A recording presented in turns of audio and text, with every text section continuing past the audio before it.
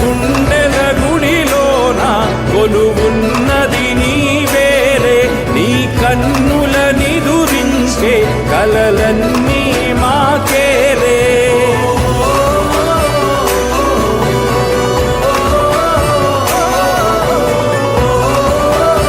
చాలా మంది ఎమ్మెల్యేలు మా మాదిరి వచ్చి పోతారు, కానీ ఎవరో కొందరు మాత్రమే మనం వచ్చాము ఏదన్నా చెయ్యాలి, శాశ్వతంగా ఆ ప్రజల మనసుల్లో ఉండాలి అనే ఆ భావన, నాకు కలిగిన అవకాశాన్ని నేను ఎంతవరకు ప్రజలకు చేయగలుగుతానని ఆలోచించే